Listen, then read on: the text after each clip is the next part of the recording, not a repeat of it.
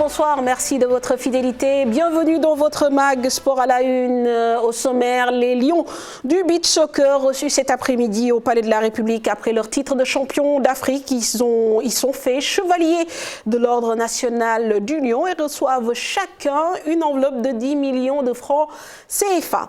L'actualité dominée évidemment par les deux sorties de l'équipe nationale du Sénégal. La deuxième aura lieu demain au stade Lat Dior devant le Cap-Vert après une première victoire samedi devant les Chipolopolo de la Zambie. 3-1, des Lions qui ont séduit, du moins en première période. Ils ont montré de l'envie, ils ont suivi un schéma et puis ils ont vécu une panne d'électricité qui a retardé la reprise de la deuxième période.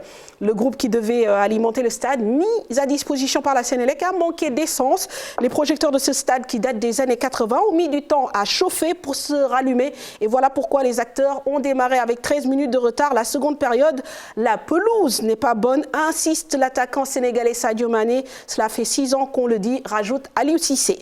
Ligue 1, GF, le gagnant du trio de tête à l'issue de la 19e journée. Les Grenats s'imposent devant le Snaps de Thiès 3-0, alors que TFC et l'AS Pikine sont tenus en échec à domicile. Niary Tally enchaîne une deuxième victoire, mais reste encore dans la zone rouge. Le port autonome de Dakar va signer une convention de partenariat à hauteur de 50 millions de francs CFA avec la Ligue sénégalaise de football professionnel. Une bouffée d'air pour cette ligue. Aboubakir Sadir Bey, DG du port, en fait l'annonce ce week-end à l'occasion d'un tournoi de petite catégorie organisé pour les écoles de football de la commune de Dieuppeul.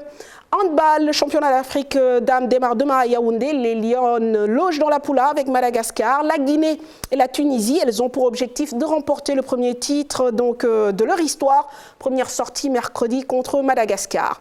Nous irons ce soir à Dara pour le prix du ministère de l'élevage. Ce sera bien sûr du hippisme avec notre confrère Madio Père. Voilà pour le sommaire. Merci de votre fidélité. Bienvenue à tous. Et ce soir, je reçois un trio offensif, j'ai envie de dire même un quatuor offensif, celui que j'ai plaisir à recevoir notamment pour commenter les sorties de l'équipe nationale. Alors on va commencer avec le doyen, grand respect à lui toujours, hein, Pape Fall, ancien international. Pape, bonsoir. Bonsoir Mam, bonsoir à Cher, bonsoir à Tala et bonsoir à Adama. Un grand plaisir d'être toujours parmi vous. Voilà, et puis toujours un plaisir de recevoir Tala Fall. Plaisir partagé Mam, bonsoir aux téléspectateurs de la TFM, bonsoir Grand Pape, bonsoir Adama, Cher et Madame Traoré. Merci. Bonsoir Adama, toujours un plaisir également de vous recevoir sur ce plateau, de te recevoir. Ouais, merci. Merci beaucoup à toi, Mme Fatou, et à Cher, et aussi au doyen Pafal. Toujours un plaisir aussi de partager le plateau avec lui, et de même que Tala, mon ami, mon grand frère, voilà, toujours présent. Très et bien. À tous les téléspectateurs de la TFM. Et cher Tidiane, bonsoir. Bonsoir Fatou, bonsoir à Pafal, à Talafal et à Adama. Bonsoir également aux téléspectateurs qui nous regardent. Voilà, comme vous le voyez, ils sont très bien sapés avec du bleu ciel, du bleu foncé. On espère, avec le bleu de Sport à la Une, que vous allez passer une bonne soirée. On va parler tout de suite quand même de handball avec la 24e édition de la Coupe d'Afrique des Nations Senior Dames qui démarre dans 2 jours. Les Lions du Sénégal logés dans la poule A avec la Tunisie, la Guinée et le Madagascar qui joueront leur premier match après-demain contre les Malgaches. Les coéquipières de Dungu Camara ont pour objectif de remporter leur premier titre continental. Elles ont reçu les encouragements et le drapeau du Sénégal des mains du ministre des Sports Matarba, compte rendu Cheikh Diop. Trophée continental à Yaoundé au soir du 18 juin, c'est le souhait émis par le ministre des Sports Matarba à l'endroit des Lions du Sénégal de handball lors de la remise du drapeau national. Un vœu qui trouve écho dans la tanière, consciente de pouvoir enfin décrocher le Graal, absente lors de la CAN 2018 au Congo en raison d'une blessure. L'ailière Dungu Camara présente cette fois-ci à réaffirmer avec toutes ses coéquipières cette envie de rentrer à Dakar avec le trophée de cette 24e édition de la Coupe d'Afrique. 2 fois finaliste de cette compétition lors des 2 précédentes éditions. Le Sénégal veut remporter ce titre pour couronner les bons résultats obtenus ces dernières années en handball. Les Lions, coachés par Frédéric Bouchon, déjà arrivés à Yaoundé, vont disputer des matchs de poule face au Madagascar le mercredi 9 juin, la Guinée le 11 juin et la Tunisie le 13 juin. En cas de sacre, ce serait le tout premier titre continental pour l'équipe nationale de handball. L'actualité du basket avec la Fédération sénégalaise qui a tenu, vous le savez, ces week-ends, ces assemblées générales ordinaires et extraordinaires. Ce week-end, donc, voyant l'adoption de nouveaux textes à une grande majorité sur 107 clubs présents. Il n'y a eu que 3 clubs qui ont voté non pour donc l'adoption de ces textes. Somone Basket Club, Sibac et Guédiawaye Basket Academy. Il y a eu également 2 abstentions. À noter que Pathé Keita et Baba Tandian ont dénoncé le fait qu'ils ont eu des difficultés à accéder à cette assemblée générale. Le premier cité, Pathé Keita, y est finalement arrivé. Et le second cité a abdiqué et est rentré. Donc, plus de limitation de mandat concernant déjà le poste de président de cette fédération. Oui, il y a eu beaucoup de changements, mais je pense que c'est ça que l'on va retenir, le mandat Illimix. Donc, quand même, c'est... Merci pour la pub. Illimix, c'est quel opérateur? Je ne sais même pas. C'est bon, on va s'en passer. En tout cas, sauf s'il vient nous rejoindre sur le plateau de Sport à la Une. En tout cas, le terme est sorti et ça vient de la classe politique et où on parle de mandat Illimix désormais. Bon, quand même, ça a été adopté par la famille du basket, par une majorité. Donc, on dira que c'est eux qui le veulent ainsi. Mais quand même, on ne peut que s'en désoler parce que je pense que le basket faisait partie, avec cette limitation des mandats, une des rares fédérations qu'on qualifiait de très démocratique. Mais bon, là, quand même, ils vont rejoindre les autres qu'on critiquait, notamment le football. Déjà avec Augustin Senghor, il y en a qui disent que 4 mandats, c'est trop. Bon, là, quand même... Ce sont eux qui l'ont décidé, je pense que faut l'accepter. Voilà. Le jeu démocratique, c'est la majorité qui l'emporte, même si au fond, on peut toujours en parler sur le plan de l'éthique. Par contre, un petit bémol, est-ce qu'il ne s'agirait pas ici d'un certain retour en arrière? Parce que par le passé, il y a... Non, ça c'est l'avis peut-être des observateurs que vous êtes. Malheureusement, si les acteurs eux-mêmes ne le voient pas de cette manière... Parce qu'avant, quelqu'un comme par exemple Ousmane Seymourou, qui a dirigé la Fédé pendant près de 2 décennies, si je ne m'abuse. Et là, peut-être, après, lorsqu'on a amené peut-être la limitation des mandats, ça aurait pu contribuer justement à démocratiser davantage. Mais bon, comme vous le dites, c'est la loi de la majorité, mais une limitation de mandat quand même, je pense que c'est important. Nos dirigeants ont besoin d'emmagasiner de l'expérience quand même pour prétendre à d'autres postes, notamment sur le plan international. Mais quand même, est-ce qu'on en a besoin ? Je pense que 2 mandats, ça suffit largement. Ils ont leur raison. Mais encore une fois, c'est la famille du basket qui a décidé, il faut le respecter. Très bien. Absolument. Alors, on va enchaîner avec aussi basket NBA. Je ne sais pas s'il y a donc des amateurs autour de cette table. Cher, je suis sûr. Adama, vous suivez. Donc, vous savez que voilà, il y a les demi-finales de conférence qui ont démarré. Donc, tout à l'heure, à 23h30, les Brooklyn Nets vont jouer contre les Bucks de Milwaukee. Il y a eu déjà un premier match remporté par les Nets et donc avec un grand Kevin Durant. Et puis hier aussi, les Atlanta Hawks ont pris le meilleur sur les Sixers de Philadelphie pour le premier match de ces demi-finales. Là, vous voyez donc les Los Angeles Clippers qui ont validé leur ticket pour les demi-finales. Au bout du match 5, devant les Dallas Mavericks, ils donc affronteront en demi les Utah Jazz. Et puis la grosse surprise est venue bien sûr de l'élimination des champions en titre avec donc les Lakers sortis donc par les Phoenix Suns. Et les Phoenix Suns vont rencontrer les Denver Nuggets donc qui ont sorti au premier tour les Blazers de Portland. Bon, voilà, certains parlent de... notre sélectionneur. Oui, Boniface, évidemment. Félicitations à lui. Et bon, certains parlent de fin de règne pour LeBron James. Ouais. Bon. C'est vrai que c'est un petit échec pour lui parce que depuis presque plus de 10 ans, il dominait pratiquement tout, même si avec le règne quand même de l'équipe l'autre équipe de comment dirais-je Los Angeles Clippers. Non, je parle pas des Clippers. Les autres, c'est de San Antonio ou je sais plus. Les Spurs. Voilà, donc ils ont quand même dominé justement cette période, mais l'année dernière, les Lakers sont revenus grâce à LeBron et je pense que c'est un petit échec quand même qu'ils soient. Cette année, ça a été très difficile. Mais quand même, ils ont beaucoup de circonstances atténuantes quand même. Ils n'ont pratiquement pas eu de vacances avec la saison l'année dernière, Covid saison prolongée. Ils ont pratiquement enchaîné et on sait que c'est extrêmement difficile. LeBron n'est plus le joueur de 25 ans, il en a 36. Et son premier lieutenant, C'est beaucoup quand même blessé carrément. Je pense que c'est comme Golden State avait fait. Exactement, j'avais un trou de mémoire. Je parlais des Golden State avec Steph Curry. En playoff, il perd de Kevin Durant et Klay Thompson. Quand tu perds tes top players, quand même, c'est impossible d'exister en NBA. C'est ça. On enchaîne avec du football vieux Diouf. Dans cette rubrique football, il y a le beach soccer. On va faire un petit tour de table parce que la semaine dernière, on en a beaucoup parlé. Et vous voyez cette image, enfin, les Lions du beach soccer reçus au Palais de la République et ils ne sont pas repartis les mains vides. Ils ont reçu quand même le grade de chevalier de l'Ordre national du Lion et puis une enveloppe donc individuelle de 10 millions de francs CFA pour chaque joueur et membre du staff. Bien sûr, on est heureux pour ces Lions du beach soccer, vainqueurs 6 fois, on le sait, de ce trophée qui, enfin, entre guillemets, reçoivent les honneurs de la République. Bon, cher, le plaidoyer à porter. Oui, mais quand même, de mérite. Sextuple champion d'Afrique, je pense que c'est pas donné à n'importe qui. Il était temps quand même qu'il reçoive les honneurs de la nation. Ça a été fait. On parle d'une prime de 10 millions. Non, je pense que c'est une très bonne chose. Il le mérite amplement. Donc, chapeau au président de la République. Ouais. Alors, Adam, oui, assez motivant. Je pense que, comme vous l'avez dit, un plaidoyer qui porte ses fruits.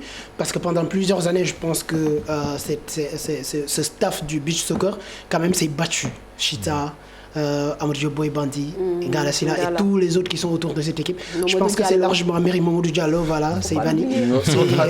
C'est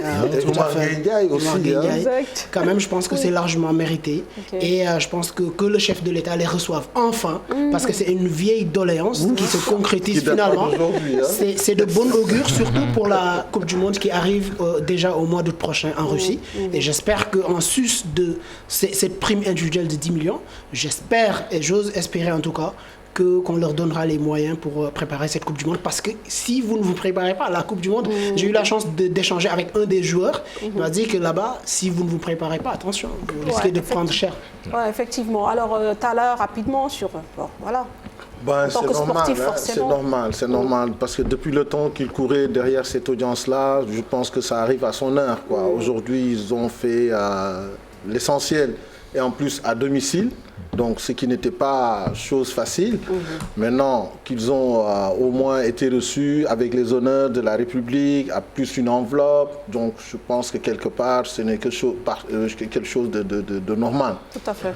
Et on les félicite pour ça, et pensant que plus tard, ils vont revenir au moins avec une place au podium pendant la Coupe du Monde, parce que ça ne va pas être évident du tout. Il va falloir se préparer, se donner les moyens aussi. Parce que pour titiller les grands, je pense que quand même, il faut au moins avoir une bonne préparation. Et c'est comme ça qu'on pourra y arriver. Tout à fait. Alors, Pape, rapidement sur la... Oui, mais comme a dit Tala, il faudra tout simplement les féliciter. Mais je crois que... Bon, moi, je suis tout le temps en contact avec Grand Chita, Ibrahim Ndiaye. Donc, je crois qu'il mérite largement, avec tout ce qu'il a fait pour vraiment rendre cette discipline-là vraiment attractive, essayer de remporter pas mal de trophées. Donc ce que le président de la République a fait, c'est quelque chose de bien pour les encourager, tout simplement à attaquer cette Coupe du Monde qui arrive. Bien sûr. Et dire bravo à tout le monde, au staff, aux dirigeants et puis surtout à Grand Chita. Tout à fait. Merci Chita, Pape. vous avez joué ensemble? J'ai fait, je crois, peut-être 2 ou 3 matchs avec lui. Parce que moi j'ai été sélectionné très très tôt avec la sélection. Nous on a participé on a joué avec Grand Chita, avec les anciens, ils m'ont marre, mais nous on était dans cette génération-là, moi j'ai participé avec eux. Tout à fait. Alors sans transition, on va parler de football avec, vous le savez, cette actualité des Lions, riche donc de 2 matchs. Demain, ils rencontrent le Cap-Vert pour leur 2e sortie en amical. Ils se sont entraînés cet après-midi au stade Lat Dior de Thiès. Sur le 11 de départ de demain, il pourrait y avoir des changements car c'est un groupe de qualité, dit le sélectionneur. En tout cas, c'est ce qu'il a dit en conférence de presse cet après-midi. Nous l'écoutons.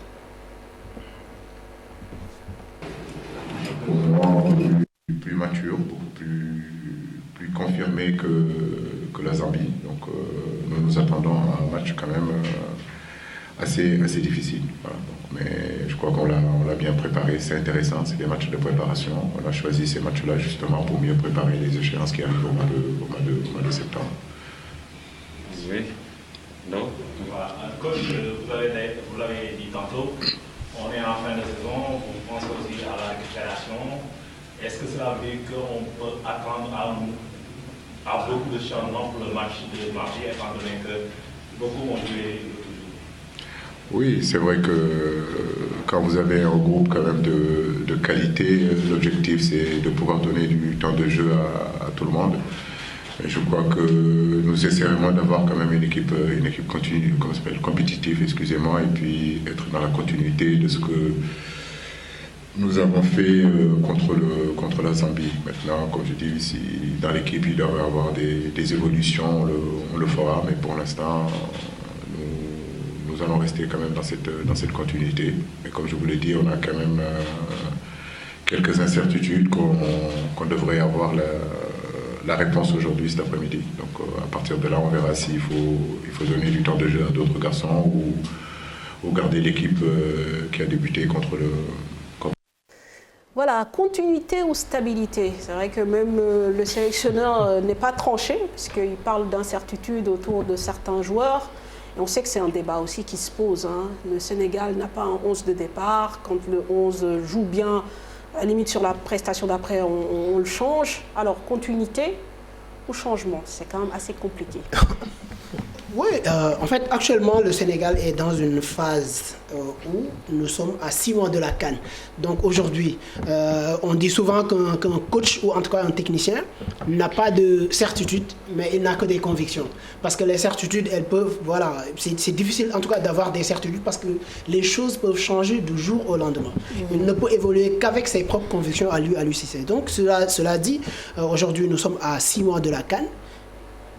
D'habitude, par rapport à ce qui se fait traditionnellement, il doit en tout cas aller avec le groupe actuel qu'il a. En tout cas à 90% près. Peut-être que d'ici aux éliminatoires, il se peut en septembre qu'il y ait des jours absents. Peut-être il y a des blessures, il y a certains qui ne seront pas un club ou en tout cas qui ne seront pas encore compétitifs, etc. Mais essentiellement, je pense qu'à 90%, il peut avoir son groupe et bien entendu, moi je pense que là... Surtout au-delà du groupe, je parle du 11. Exactement, le 11. Et par rapport au match que nous avons suivi samedi aussi, je pense que quand même il y a une tendance nette qui s'est dégagée et à l'image de ce qui se fait dans d'autres sélections, les joueurs, les sélectionneurs, ils mettent en tout cas potentiellement 90 à 95% de l'équipe qui devrait être celle de la phase finale. Pape, c'est un débat légitime que voilà, les supporters et parfois les observateurs réclament peut-être plus de stabilité, notamment dans le 11 de départ, où bon, à 2-3 joueurs près, il peut y avoir quand même des changements. Moi, il y a un mot que j'aime pas trop, c'est certitude. Certitude dans le football. Conviction, oui, pas certitude. Bon, donc, Aliou, depuis qu'il est là, bon, il a toujours son même groupe. C'est le même groupe. Il a gardé toujours sa même philosophie, son même projet. Donc, on a beau parler ou dire quoi que ce soit, mais on sait déjà le groupe qui est appelé peut-être à partir représenter le Sénégal à cette CAN-là de 2022. Il y a pas, ça va être le même noyau. Ça va pas trop changer. Donc, il faudra tout simplement le laisser par rapport à sa philosophie, par rapport à son projet qu'il a mis en place et par rapport aux jours dont il a besoin pour essayer de finir ce projet-là en bien par rapport à ce qui nous attend pour cette phase finale-là. Vous êtes d'accord avec Pape sur le projet, la philosophie, c'est clairement défini, on sait où on va, etc. En fait, moi, aujourd'hui, ce que je peux dire par rapport à son projet, c'est le placement et le replacement de Sadio Mané. C'est-à-dire aujourd'hui, on a au moins quelque chose qui s'est dessiné. Et dans son discours, on a entendu dire que Sadio devenait un électron libre. Donc, il pouvait se permettre d'aller où il veut. Ce qu'on n'a jamais su le positionner dans les choix tactiques qu'on a souvent eu dans le dispositif. Et aujourd'hui, on a vu en première mi-temps par rapport à cette ossature. Parce qu'en fait, l'équipe, bon, c'est vrai qu'on n'a pas de certitude sur certaines choses. Mais au moins, on a une ossature. On a une ligne, la colonne vertébrale qui est là. On sait qu'on a un bon gardien. Bon, dans l'axe, maintenant, on peut toujours en discuter. Au milieu de terrain, peut-être pas 2 milieux récupérateurs. Peut-être pour moi, j'aurais fait un autre choix. Mais au moins, on a au devant, il y a par exemple Sadio, il y a Ismaïla, il y a Crépin, on peut varier avec Pape Matar, donc il y a des possibilités. Mais moi, ce que j'apprécie le plus, c'est le positionnement aujourd'hui de Sadio Mané dans cette équipe-là. Au moins, on sait qu'aujourd'hui, c'est lui qui porte l'équipe sur le plan technique. Très bien. On ne va pas parler de certitude, puisque le coach ne veut pas, mais quand même, il y a des incertitudes. Notamment... notamment sur les côtés, parce qu'on ne sait pas si... ce seront Gassama et Saloussis qui seront les latéraux titulaires de cette équipe nationale du Sénégal. Mais Sabali, quand il est en forme, quand il est là, a priori. Que ce soit à gauche ou à droite. D'ailleurs, on a appris aujourd'hui son transfert il était peut-être à régler, parce que quand il est parti de la sélection... Il va falloir qu'il gagne sa place de titulaire là-bas, d'abord, pour voir si vraiment, quand même, il va performer en équipe nationale. Mais comment il s'appelle, Gassama? Quand même, tout le monde... pensait ou bien disait qu'il était en fin de cycle avec cette équipe nationale du Sénégal. Il avait même disparu derrière là. Il est revenu. Bon, quand même, on ne va pas le juger sur sa prestation d'avant-hier parce que quand même, franchement parler, ce match ne peut pas constituer de baromètre pour cette équipe nationale du Sénégal, même si on pose... on va en parler après. C'est votre avis, cher, c'est ton avis. Mais quand même, les deux latéraux, quand même, je pense que quand même, il y a des doutes, parce que Saloussis, défensivement... Est-ce qu'on peut parler de doutes, puisqu'ils n'étaient pas là lors de la fenêtre de mars? C'est vrai qu'Lamine Gassama était en manque de compétition. Il ne jouait pas à Guadeloupe où il évoluait depuis le début du championnat. C'est en deuxième de partie qu'il a repris donc, la compétition vraiment avec cette équipe. Bon, Saloussis, il y a eu des pépins physiques ou non? Il n'a pas été libéré, autant pour moi. Voilà, exactement. Mais ils sont revenus et ils ont tout de suite repris leur place de titulaire. Est-ce qu'on peut considérer que ça, c'est des choix qui portent à doute? Mais en fait, moi, je ne vais même pas parler d'incertitude de ce point de vue. Je disais tout à l'heure qu'un entraîneur n'a pas de certitude, mais des convictions. Mais pour Aliou Cissé, lui, il est convaincu que Saloussis et Lamine Gassama font partie de son ossature. Souvenez-vous, lors de cette fenêtre de mars dont vous avez parlé, en conférence de presse, ces joueurs étaient absents, mais il les a cités nommément. Donc, ce qui veut dire qu'il y a beaucoup de gens qui s'en étaient offusqués, ou en tout cas d'autres étaient plus ou moins surpris. Mais sauf que Saloussis, c'est un joueur qui performe dans ce système de jeu qui a été décrié. Le 3-5-2, je pense que ce système-là, il est fait pour Saloussis. Mais Saloussis, dans une défense à 4, souvent défensivement, ça pose beaucoup de problèmes. Et en plus... quand même, Fodé Ballo-Touré, Bon, Fodé Ballo, on l'a aussi vu jouer les matchs de mars. Mais quand même, on parle d'un joueur pratiquement titulaire à Monaco en première division. Mais bon. Mais cher, le problème, c'est que quand tu joues avec un joueur comme ça, comme Saloussis, c'est ça? C'est le fils d'un ami, ça. D'accord. Voilà, donc quand tu joues avec un joueur comme Saloussis, qui est un joueur très très offensif et qui monte souvent dans le couloir, sur les dédoublements, aller chercher les dédoublements sur les couloirs, des trucs comme ça. Il va falloir que tu aies un milieu de terrain tout terrain. C'est-à-dire quelqu'un qui sait non seulement attaquer, mais aussi quelqu'un qui sait défendre. C'est comme ça que tu travailles l'équilibre de ton équipe. Et par rapport à l'autre côté, essayer d'avoir un latéral vraiment qui reste et qui ne part pas. C'est comme ça qu'il faut faire le dispositif. Parlant de Talla, je vais rejoindre Talla un peu sur le cas de Sadio, comme électron libre. Moi, le cas de Sadio sur électron libre, ce qui me chagrine un peu dans le truc de Sadio, c'est qu'il peut apporter quelque chose là-bas à ce poste-là. Mais le seul truc qui me chagrine un peu, c'est qu'on va perdre la vivacité. On va perdre la vivacité, la capacité de dribble, d'éliminer du gamin. Ce qui fait que c'est le cas aussi du jeune Boulay. Parce que Boulay, c'est un joueur très très vivace, véloce, intelligent, voilà, sur ses déplacements ou bien des trucs comme ça. Mais si tu le mets comme point de fixation et que tu mets Sadio qui tourne autour de lui, le gamin comme point de fixation, il porte. Mais si on regarde bien sur le but qu'on a eu, c'est sur un appel en profondeur de Boulay. Exactement, en profondeur. En profondeur, il joue en première intention sur le centre. Et donc Sadio après qui contrôle et qui décale Ismaël. Voilà. Donc ce qui veut dire que... Pas axial. Il n'était pas axial. C'était plus côté. Mais Sadio était plutôt dans l'axe. Sadio, au point de réception. Exactement. Et c'est là qu'il a décalé Ismaël Sarr. C'est-à-dire que si on respecte le placement et le replacement la de nos discipline joueurs. tactique. Voilà. À partir de ce moment, je pense qu'on peut au moins avoir quelque chose parce qu'on a développé du jeu, on a cherché à jouer et on a joué souvent en première intention. Parce que c'est sur une récupération de Gassama qui transmet rapidement à Crépin qui joue avec Boulaye et Boulaye qui joue en première intention. C'est-à-dire que c'est nous qui avons eu la balle jusque dans les filets et on a récupéré dans notre zone.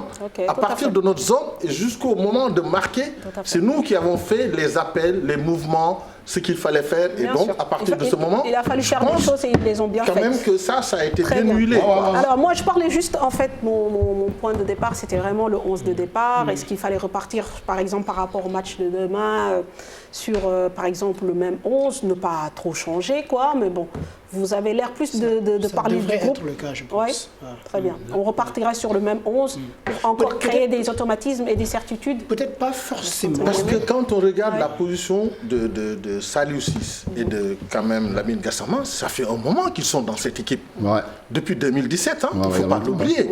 Maintenant, si on n'arrive pas vraiment à faire du jeu avec eux, il va falloir à un moment donné faire un choix radical.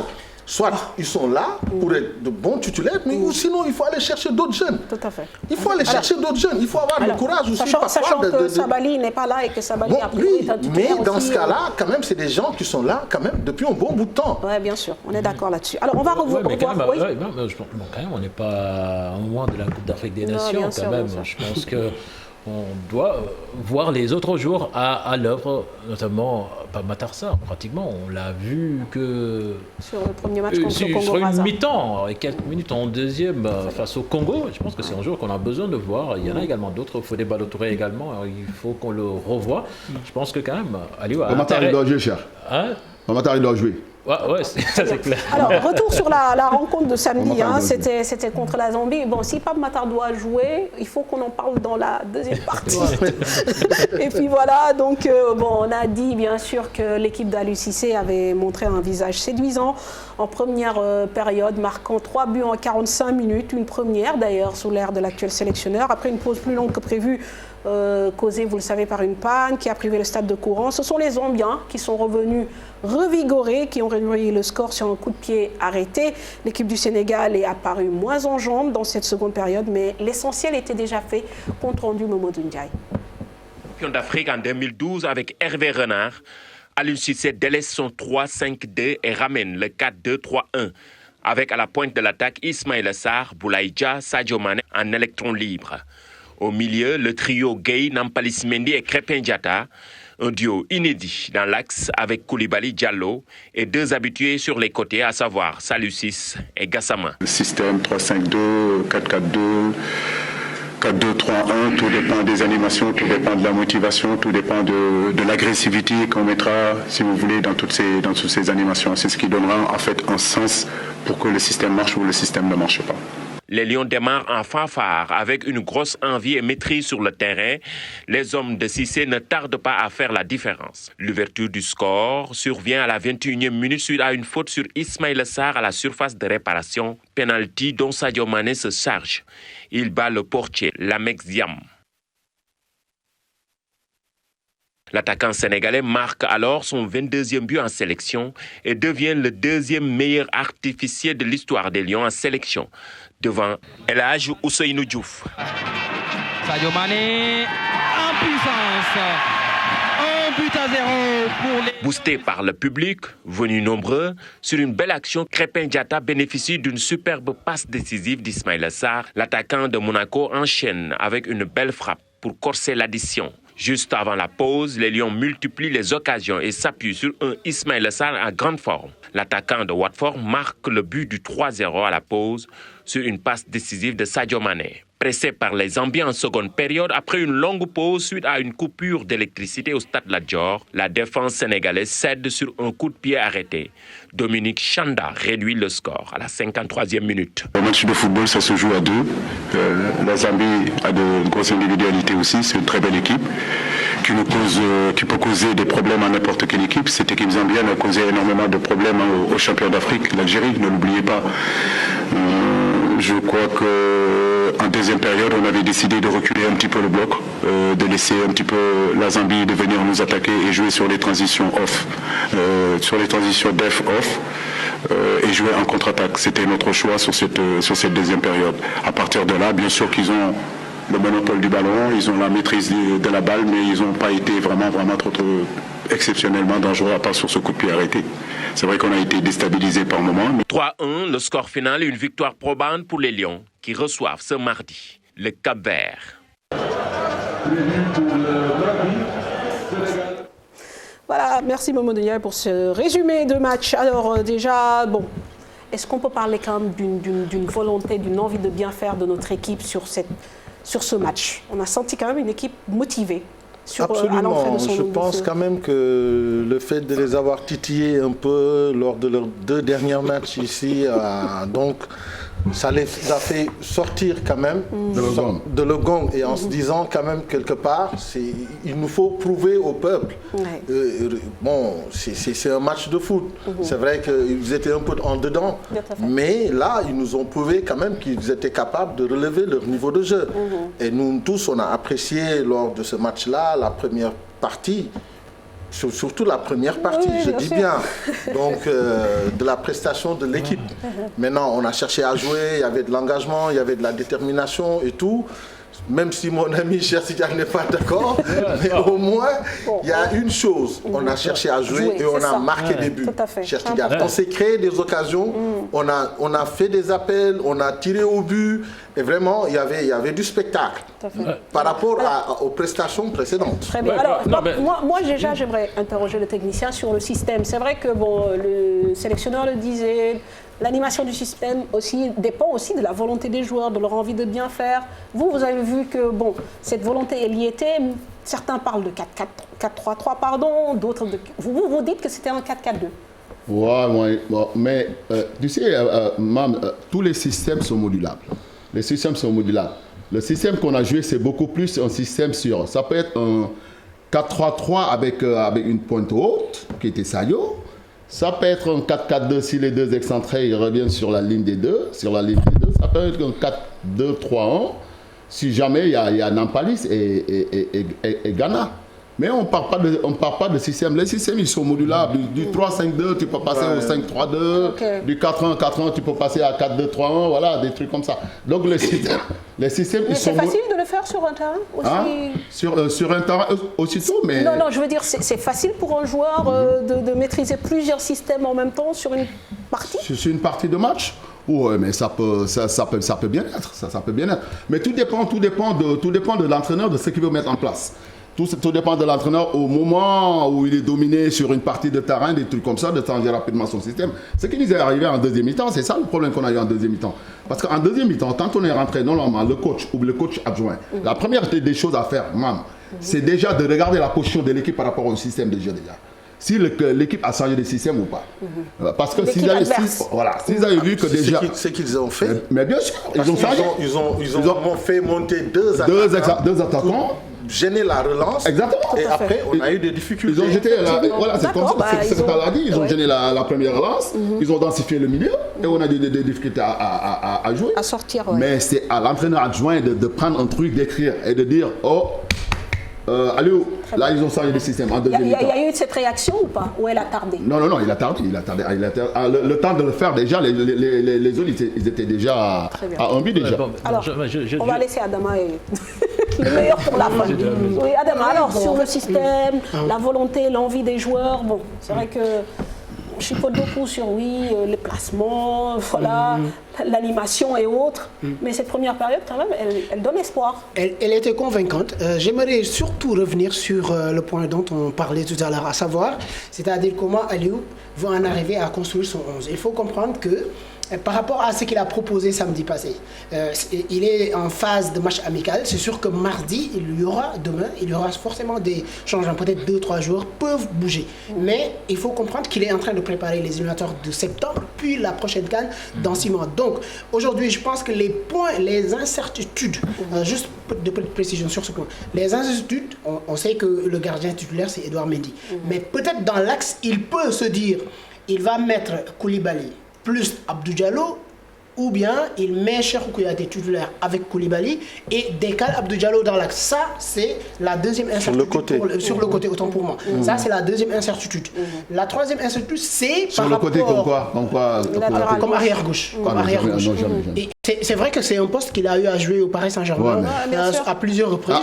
À Diallo. Oui, Diallo, je parle d'Abdou Diallo. Voilà, c'est ça. C'est-à-dire il peut jouer dans une défense à 3, comme le back 3 gauche, ou bien dans une défense à 4 en tant qu'arrière-gauche. Il a eu à le faire au Paris Saint-Germain. Maintenant, Aliou ne l'a pas encore essayé à ce poste. Je crains que... Si, contre le Congo. Mais dans une défense à 3. Okay, ouais. Mais en tant qu'arrière-gauche, peut-être qu'il pourrait tenter de l'essayer demain. D'accord. Donc, deuxième incertitude. Voilà. La troisième, je pense que c'est par rapport à son milieu de terrain. Parce que je pense qu'aujourd'hui, Nampalys Mendy, c'est forcément la pointe basse de son milieu, que ce soit une pointe basse ou bien un double pivot, c'est-à-dire avec Gana qui recule à côté de lui.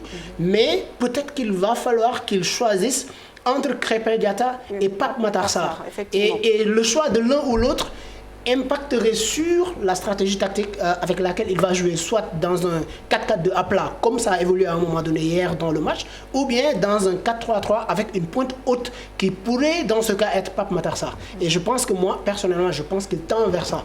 Et maintenant, pour revenir sur, je pense, globalement à l'animation du match, Pape l'a dit tout à l'heure, mais par rapport à ce que moi j'ai perçu, il a beaucoup évolué au fil de son match. Et ça, pour moi, c'est quelque chose qui est hyper intéressant. C'est-à-dire qu'il ne s'est pas, en tout cas, enfermé dans un système, parce que, comme on le dit souvent, hein, la composition, la disposition, ça, c'est sur le tableau noir. C'est-à-dire je joue en 4-3-3 ou je joue en 4-4-2 à plat ou en losange, ça, c'est sur le tableau. Mais au sein, maintenant, justement, pendant l'animation du jeu, les joueurs peuvent prendre les responsabilités. Et c'est justement le point dont tu parlais tout à l'heure. À un moment donné, on a vu que, par exemple, en Sadio Mané, sur la disposition de Aliou, il était dans un 4-2-3-1 où il y a un triple pivot qui était devant le double pivot qui était Nampalys et Gana. Mais on s'est vu que ça a changé à un moment donné. C'était d'abord un 4-3-3. Ensuite, Sadio Mané, vous l'avez dit, il a joué derrière l'attaquant, mais pour la plupart du temps, il était à côté de Boulaïdia dans une double attaque, plus Crépin et Ismaël Sarr qui étaient sur les côtés, donc c'était un 4-4-2 à plat. Mais par la suite, ça a évolué. Alors oui, on va laisser Cheikh donner son... Non mais quand même, ce genre de match-là, je pense que c'est pas la première fois qu'on le voit avec l'équipe nationale du Sénégal, avec Aliou Cissé.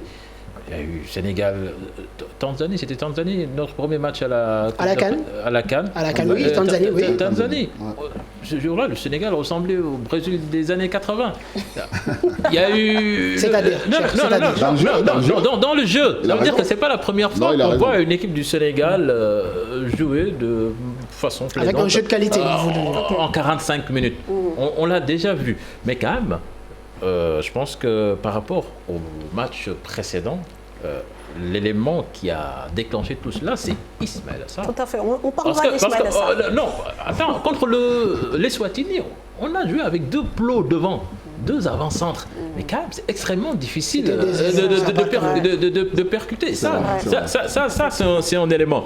Mais bon, faudrait quand même avoir un peu raison de garder, parce que les 3 buts, quand même, donnent l'impression que le Sénégal a extrêmement bien joué. Je dis donne l'impression. Mais quand même, il y a beaucoup de joueurs qui étaient en dedans en première période. Je te coupe pas, hein, même si je te coupe, mais je te coupe pas. Bien sûr, c'est une manière de parler, mais je veux juste dire que il faut bémoliser. On s'emballe pas. Mais le Sénégal marque 3 buts dans le jeu. Le penalty, c'est à la suite d'une action construite que Ismaël Sarr a eu à obtenir ses fautes. Donc c'est 3 buts dans le jeu. Et ça, on ne s'emballe pas, mais quand même, c'était la déjà, ces deux équipes, ce n'est pas le même niveau physique quand même. Le Sénégal a joué avec des professionnels surentraînés. Moi, je pense qu'il faut faire remonter un peu la machine. On sort du mois de mars. Non, mais vous l'avez souligné tout à l'heure. Donc, je veux dire, entre le mois de mars et maintenant, il y a une amélioration. Non, c'était une réaction. À la limite, on souffle, quoi. On se dit, ouf, ils sont capables de faire ça. Non, la première période. Les Zambiens vivent en altitude. Il faut bémoliser par rapport à l'aspect physique. Parce que de ce côté-là, le Sénégal était largement meilleur dans l'impact physique, quand même, surtout en première période. Mais ce que je dis, c'est que Ismaël Sarr, Boulaïdia, quand même, ça fluidifie le jeu d'attaque. Très bien. On est d'accord. Mais Crépin Diatta avant son but. Quand même, très bien, on va parler de tout ça. On va parler un peu des lignes. Bon, peut-être, je vais pas anticiper, mais je vais parler juste du cas de Nampalys, qui apparemment, déjà avait fait bonne impression, et là qui confirme contre la Zambie. Alors, est-ce que pour vous, c'était justement... Et même depuis le Maroc quand même, si on remonte un peu l'équipe, depuis le Maroc... au mois de mars. Ouais, contre Eswatini. Ouais. Mais je veux dire que quelque part, lui, il mérite aujourd'hui au moins une place de titulaire par rapport à ce qu'il apporte à l'équipe. Hein. Franchement, il est là. Mais qu'est-ce qu'il apporte au fait? Bon. Mais du jeu, et il défend bien, il fait sortir les ballons et il est tout le temps disponible. Et il joue juste. Okay. Il ne cherche pas à en rajouter. Très bien. Il joue ce qu'on lui demande de faire très important. en milieu récupérateur et il relance. Ouais. Et il cherche vraiment à jouer, à donner des possibilités. On a joué en double pivot pratiquement, avec lui et Ghana. Mais quelque part, on se dit... On a l'impression des fois qu'ils ont le même rôle. Absolument. Ouais. Je suis pas... Cher a raison. Ils ont le même profil. C'est le même profil. Ils ont le même profil. Là maintenant, le problème qui se pose au milieu de terrain, comme on parle, c'est entre Ghana et Nampalys. Oui. Là, il va falloir que Aliou fasse un choix. Il faut qu'il fasse un choix entre les deux. Peut-être pas. Nampalys, moi, je suis pas de l'avis encore de faire jouer encore de milieu récupérateur comme ça. Or, tu as la possibilité d'avoir des joueurs qui peuvent se projeter vite vers l'avant, des joueurs comme Pamatar et autres, qui peuvent nous apporter énormément. Après le replacement du bloc d'équipe. Ça, c'est la notion du bloc d'équipe, c'est pas un problème. À la perte du ballon, les joueurs ils savent qu'ils doivent se replacer vraiment pour refermer le bloc d'équipe. Ça, c'est pas un problème. Très bien. Alors, donc le cas de Pamatar et le cas de Sita Pamatar, là comme relayeur avec comment ça s'appelle? Vous voulez parler de Ganagué ou de Crépin Diatta? Non, de Crépin, moi je vais peut-être mettre Crépin encore. Mais il va falloir qu'on ait des joueurs beaucoup plus créatifs encore derrière. Et percutants. Si tu vas aller percutants derrière. Parce que moi, je ne vais pas insister sur le choix de 2 milieux récupérateurs. Parce que tout à l'heure, dans ton développement, je t'ai entendu parler, par exemple, si aujourd'hui Pamatar vient, c'est Crépin qui devrait en faire les frais. Non, il ne fait pas les frais. Non, du tout. Moi, je choisirais de faire jouer soit Nampalys ou Idrissa Gana Gueye. Il faut choisir parmi les deux. Qu'il faut accepter. C'est-à-dire qu'aujourd'hui, le football du Sénégal doit être porté vers l'offensive. Exactement. C'est-à-dire qu'on a des joueurs capables de faire du jeu. Mais est-ce que ça correspond au projet du sélectionneur et à la philosophie du sélectionneur? Oui, mais parce que là, c'est vouloir lui imposer peut-être une philosophie qui ne lui convient pas. C'est pas un sélectionneur qui va aller... Mais c'est des choix qu'on peut faire dans un match de football. Aujourd'hui, on doit se dire quelles sont les possibilités qui s'offrent à nous par rapport à l'effectif dont on dispose. Aujourd'hui, on a un effectif très riche et des joueurs de qualité. On ne va pas se priver de ça en se disant que contre la Zambie, je vais jouer avec 2 milieux récupérateurs. Si j'ai un Pamatar Sarr, un Crépin qui percute, Ismaïla Sarr de l'autre côté, Sadio Mané, des joueurs vifs, Boulaye Dia qui fait des appels, qui est généreux et qui joue en pivot. Lopi, mais même. C'est intéressant. Moi, je ne connaissais pas. Je vais juste apporter un bémol, comme tu disais tout à l'heure, bémoliser. Pour le cas de Nampalys, c'est juste qu'aujourd'hui, c'est vrai qu'il a fait 2 belles prestations, mais on se rend compte également qu'à Leicester, il ne joue pas encore. Il ne joue pas. Il n'a pas de temps de jeu. Et là, la saison approche. Non, mais Adama, c'est très important qu'on parle de ces choses-là. Parce qu'il y a des critères qui ont été émis dès le départ par le sélectionneur. Et il ne faut pas qu'on s'enflamme par rapport à des joueurs et que ça donne la porte. Ouvre la porte à beaucoup de choses. Et ça, il faut qu'on le précise. Adama, tu vas. Je vais te dire un mot. Tu vas au Cameroun. Tu vas au Cameroun. Moi, j'étais au Cameroun, j'allais au Cameroun tous les ans, 2 fois. J'allais faire 1 mois là-bas, 15 jours à Yaoundé, 15 jours à Douala. Le temps qu'il va faire là-bas, à Douala, ça va être un temps humide et un temps très très chaud. Bien sûr. Tu entends ce que je te dis? Un joueur qui n'a pas les capacités physiques vraiment prêt pour cette compétition-là, tu ne vas pas faire l'enfant là-bas. En fait, le problème, il est là. Au niveau de Nampalys, ce qu'il apporte actuellement dans l'équipe, moi, je ne parle pas trop du jeu, des trucs comme ça. C'est surtout la hargne, la personnalité du gamin et le caractère du gamin au milieu de terrain. Ça nous manquait avec cette sélection du Sénégal-là. Maintenant, on a cette présence-là au milieu de terrain. Mais par contre, un joueur qui ne compétit pas, il ne peut pas être dans une sélection, c'est impossible. Si je peux dire un mot très rapidement. Très rapidement, et on va parler de... Oui, parce qu'il est question là du profilage par rapport au milieu de terrain. Quel milieu de terrain pour les Lions?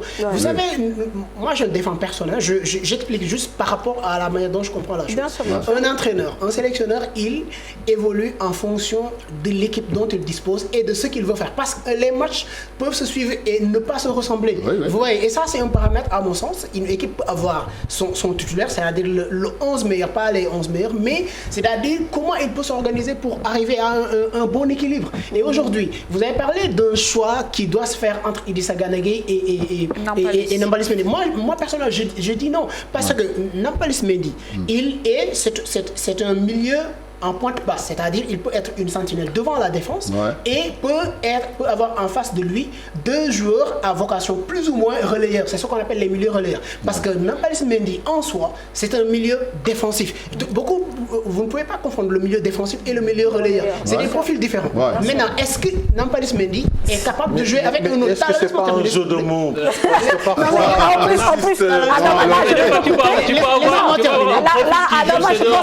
Laissez-moi terminer. Là, tu parles à des techniciens. Oui, justement, c'est pourquoi j'ai dit.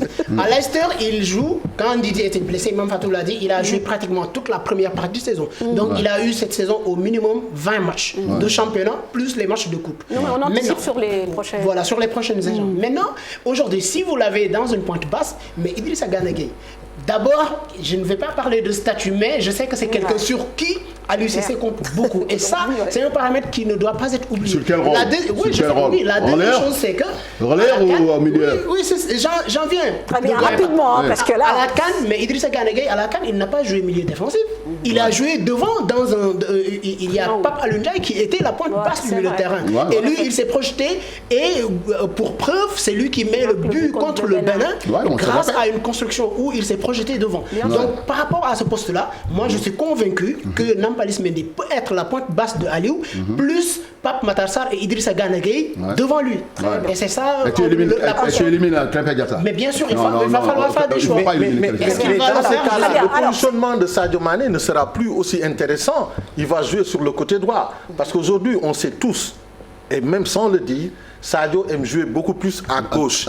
Ismaïla Sarr, aujourd'hui, par rapport à la saison qu'il est en train de faire, lui aussi, il se sent beaucoup plus à gauche. Il déboule beaucoup plus. Il a joué à droite quand même. Mais il a joué à droite. Et c'est pas son point fort. Ismaïla, il est plus intéressant à gauche. J'apprécie le niveau du débat, mais je sais qu'aussi le temps qui m'est imparti est compté. C'est dommage, il faut augmenter le temps. Grand Maradien. C'est un vrai sujet de débat et je pense que entre techniciens quand même vous êtes des personnes averties, mais je vais quand même vous proposer aussi d'écouter les réactions, notamment des joueurs. Et on a vu effectivement que c'était des joueurs revanchards qui avaient envie de faire oublier à leurs supporters leurs prestations du mois de mars dernier. Ils se sont prononcés sur leur sortie de samedi et moi, avant même de passer l'élément, ce que j'apprécie, c'est que ce sont des analyses assez lucides sur leurs prestations, à la fois de la première et de la seconde période. On va les écouter. Toujours là et avec cette victoire qui est très importante, on fait très content. Il faut que nous continuions à travailler, il faut qu'on continue à donner 100%, il faut qu'on continue à gagner des matchs. Et c'est ça qu'on essaie de faire. Après, je sais que les Sénégalais sont très, comment dire, ils attendent beaucoup de nous. C'est normal parce qu'on a vraiment une bonne équipe, on a des bons joueurs, on a les meilleurs joueurs du monde. Donc c'est normal qu'ils attendent plus que nous. Aujourd'hui, on a montré que voilà, on est une bonne équipe. Ouais, c'était très important pour nous aujourd'hui de renouer avec la victoire. Ça faisait longtemps qu'on n'avait pas gagné à domicile et voilà, on avait envie de bien faire aujourd'hui. On a travaillé notre façon de jouer, on a changé un peu et ça a bien marché en premier mi-temps. Malheureusement, en deuxième mi-temps, avec la coupure, peut-être que les jambes étaient un peu reposées. On a eu du mal à se remettre dans le match. Mais voilà, l'essentiel, c'était de prendre les 3 points. Maintenant, il faut bien se reposer et bien travailler encore. Il y a un match encore mardi qu'on va tout faire pour essayer de gagner. On a eu 2 matchs nuls, je pense que nous a vraiment fait mal au corps. Donc voilà, aujourd'hui, je pense qu'on a fait le break dès la première période. C'est bien de gagner. Je pense qu'avec cette victoire, la confiance va revenir et puis voilà, on va se poser le prochain match. Le débat se Oh, le débat là, c'est chaud. Hein. Laisse-moi terminer, je voulais dire qu'au Paris Saint-Germain, cette saison au Paris Saint-Germain, il a joué en double pivot avec Paredes. Il a joué dans un double pivot avec Paredes et Verratti devant. Mais on ne peut pas se priver de la technicité d'un joueur comme... Attends, on ne peut pas se priver de la technicité d'un joueur comme Krépin Diatta et un joueur comme Pape Sarr. C'est pas possible. Mais absolument. Absolument. Actuellement, là où on est là. Les temps qui courent, quand tu vois ce que nous a apporté la dernière fois. Mais est-ce que Crépin est à son niveau? Parce que aussi la question se pose. La question aussi se pose par rapport à ce match. Mais pas sur le côté. Il n'est pas sa prestation même. Sa qualité des dernières passes. Sa prestation, il était bon. Vous l'avez trouvé bon. Moi, je l'ai trouvé bon. Certains n'ont pas trouvé très bon. Mais c'est le seul capable d'éliminer au milieu. On l'a connu meilleur. Oui, c'est le seul capable d'éliminer. Mais encore faudrait-il jouer sur un bon terrain. C'est le seul capable d'éliminer. Quand on a là-bas à la canne, là, on va jouer contre des blocs très très bas. Ça ne va pas être des blocs de mi-terrain, bien sûr. Ça va être 30 mètres. Hein. Si tu n'arrives pas à trouver des joueurs qui sont capables d'éliminer. Moi, je ne veux pas faire de fixation sur forcément un joueur. Par exemple, Crépin, il va de toutes les façons. Je sais que ce soit Crépin Diatta, Idrissa Gana Gueye, Nampalys Mendy, Pape Matar Sarr, ils vont tous jouer dans cette équipe. Maintenant, tout va dépendre de ce que Aliou aura comme projet par rapport à l'adversaire qu'il aura en face. Une chose est de les faire jouer et l'autre c'est de les mettre en confiance. Je pense qu'un gamin, tu as besoin de le booster, de lui faire comprendre que vraiment on compte sur toi. Par rapport à Pape Matar Sarr. Parce qu'à force de le mettre sur le banc, non, il ne faut pas qu'il attaque longtemps. Non, mais il était titulaire contre le Congo aussi. Mais il a fait un gros match. C'est le seul joueur capable sur les prises de balle et d'aller vers l'avant avec le ballon. C'est le joueur capable de le faire. Moi, je suis convaincu qu'il va le mettre. Ah non, il va le mettre, mais il ne peut mettre que 11 joueurs, je pense. Ça, c'est mon point de vue. Alors, on ne doit pas faire de fixation sur des joueurs, disait Adama, mais bon, on est obligé quand même de parler de ce joueur qu'évoquait tout de suite Cheikh Tidiane Diao. Il s'agit bien sûr de Ismaïla Sarr, qui a été dans tous les bons coups samedi pour son retour en équipe nationale.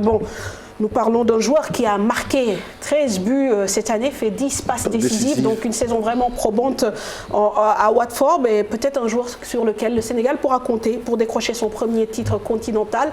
Retour sur les faits d'armes de Ismaïla Sarr en équipe nationale. Penalty provoquait une passe décisive, puis un but. Ismaïla Sarr a été dans les bons coups lors du succès des Lions du Sénégal de football ce samedi face à la Zambie en match amical. Le public du stade Lat Dior de Thiès a savouré la prestation du pensionnaire de Watford, fraîchement promis en Premier League anglaise pour la saison prochaine. Âgé de 23 ans, Ismaïla Sarr a d'abord porté les couleurs nationales chez les U23 lors de la CAN 2015 à seulement 17 ans. Disputant ainsi 3 matchs dans le tournoi, il contribue au parcours de l'équipe qui est éliminée en demi-finale. En équipe nationale A, il connaît sa première sélection lors du succès de 8-0 contre la Namibie le 3 septembre 2016 à Dakar, en éliminatoire de la CAN 2017, pour laquelle le Sénégal est à ce moment déjà qualifié. Titulaire pour sa deuxième sélection à l'occasion d'un match de préparation face à la Libye, il est à l'origine de l'ouverture du score des Lions de la Teranga, puis il a inscrit son premier but pour une victoire de 8-1. À la CAN 2017, il est du haut de ses 18 ans, le benjamin de l'équipe nationale, mais aussi de tous les joueurs de la compétition. Il attend la finale de la CAN 2019, perdue face à l'Algérie en 8-0. Auteur de 6 buts en sélection depuis ses débuts, Ismaïla Sarr fait partie des joueurs sur qui le Sénégal compte pour décrocher enfin la première couronne, c'est-à-dire la Coupe d'Afrique des Nations de son histoire. Voilà, donc là pour le coup, cher, tu peux y aller.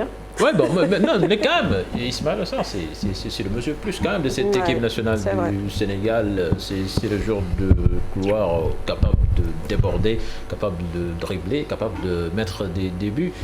Souvent même, certains, quand même, quand ils le regardent jouer, quand même, ils disent qu'il en a encore sous le pied, mais que le joueur ne se donne pas entièrement. Mais quand même, avec cette saison je crois que cette saison, en deuxième division, en Angleterre, on sent vraiment que le joueur a passé en cap. Et là, on le voit en sélection. Il joue juste à chaque fois qu'il attaque. On sent que quand même, il le fait avec conviction. Pour vous, vraiment, est-ce que c'est un joueur qui arrive à maturité? Qu'est-ce qu'il doit encore travailler? Ismaïla, moi, je discute beaucoup avec son père, Nargan. D'accord? Non, je passe le bonjour, Nar. Je discute beaucoup avec son papa. Le cas d'Ismaïla Sarr, c'est qu'au niveau de la sélection nationale, il est souvent très très mal utilisé. Quand tu joues avec un joueur comme Ismaïla, comme je le dis, quand tu prépares du côté de Sadio, Sadio il joue l'excentré gauche ou bien des trucs comme ça. Quand tu prépares de ce côté-là, laisse le gamin sur la ligne là-bas. Sors de la densité, là où il y a le ballon, tu sors de la densité, tu arrives à trouver le gamin de l'autre côté là-bas. Il est sur son point fort sur 1 contre 1. C'est ça l'avantage du gamin. Et puis le problème qui se pose, c'est qu'il y a une certaine variété qu'on doit lui imposer au niveau de la sélection nationale. Mais ça, c'est l'entraîneur de faire ce travail-là spécifique avec lui. C'est-à-dire variété. Cette variété, moi je joue à ce poste-là avant d'être latéral. Je joue à ce poste-là pendant des années. Moi, mes premières sélections, c'est au poste d'excentré quand il est là. C'est pas au poste de latéral. Tout à fait. Quand tu fixes le latéral, c'est pour dribbler, aller sur le côté pour aller centrer. Mais de temps en temps, fixe l'entrée intérieure, aller chercher un relais comme l'attaquant pour essayer de marquer, comme le deuxième but qu'il a mis avec Sadio. Sadio, prise de balle, retour. Il passe entre le défenseur central et le latéral. C'est un bon appel. Et il y a tout simplement ce but qui est marqué. Le gamin, s'il a cette variété-là, avec sa pointe de vitesse, mais il peut faire très très mal à la canne.